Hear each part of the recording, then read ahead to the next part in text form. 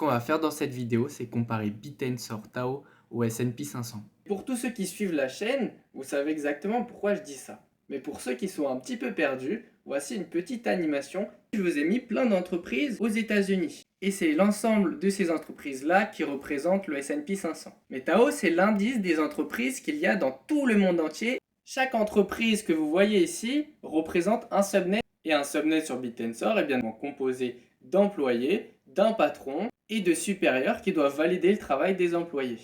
Petit rappel, vu que c'est décentralisé, tout le monde peut devenir un employé même s'il n'a pas de diplôme, personne ne peut se faire virer, les employés peuvent gagner de l'argent s'ils répondent correctement aux questions de leur patron. Bon, à l'heure actuelle, sur Bitensor, on a 128 entreprises. Ce chiffre n'est pas définitif, parce qu'on peut avoir autant d'entreprises qu'on veut sur la blockchain Bitensor Tao. Quand on regarde le prix du Bitensor et sa capitalisation boursière, qui est à 3,5 milliards de dollars, on comprend qu'on est encore très très bas si on prend le Tao comme un indice, comme on pourrait le faire avec le S&P 500. Pour que vous ayez la représentation, investir à l'heure actuelle sur Tao, c'est comme investir ici sur la S&P 500. Donc on parle des années 1990. Oui mais Bob, pourquoi tu parles de Tao alors qu'on pourrait investir dans OpenAI, dans Mistral et dans Anthropic? Ils sont déjà valorisés quelques milliards de dollars. La différence c'est qu'on ne peut pas. Pourquoi? Parce que OpenAI, Anthropic, Mistral, pour pouvoir investir dedans, il faut des deals privés. Ce pas des deals ouverts au public. Ils n'ont pas encore d'actions à vendre à proprement parler, comme par exemple Amazon, Google, Meta. Donc dans tous les cas, on peut pas. Mais ce que je veux dire, c'est qu'à l'heure actuelle, les entreprises centralisées ne sont pas encore hyper valorisées. Comme par exemple Google a 2-3 trilliards de market cap, Meta la même chose, Amazon la même chose, Nvidia la même chose aussi. Ici, 6 milliards de dollars, 61 milliards de dollars. On est plutôt sur quelque chose qui ressemble à des valorisations des années 90. Et c'est donc là où je vous dis qu'on a la possibilité d'investir dans les subnets de Bitensor. Bon, maintenant, pourquoi la capitalisation des subnets, ici 87 millions pour Chute, 44 millions pour Lium, n'ont pas encore explosé? Tout simplement parce que pour l'instant, c'est peu connu.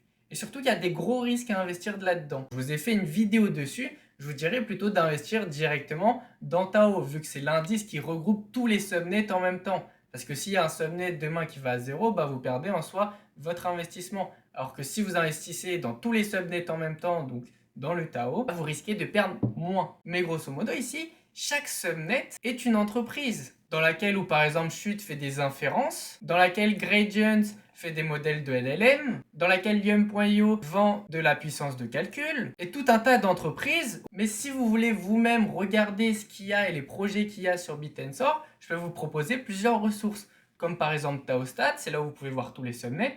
Vous avez aussi le format sur YouTube de podcast de recherche de revenus, où ils parlent pratiquement de tous les subnets, font un point où ils expliquent les revenus, leurs projets et ce qu'ils veulent faire plus tard. D'ailleurs, ces podcasts sont animés par DSV, donc on le verra plus tard ce que c'est DSV aussi. Et vous avez bien évidemment ma chaîne YouTube, où je parle souvent de Bitensor Tao, des subnets et de tout ce qui se passe sur le réseau. Vous avez aussi mon compte Twitter, où tous les jours, je parle de Tao. Je parle des entreprises qui achètent déjà du Tao en tant que réserve de valeur.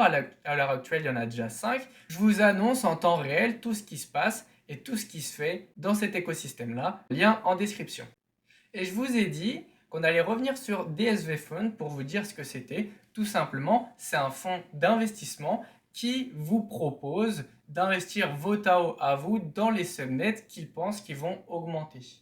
Bon, je vous refais un petit disclaimer.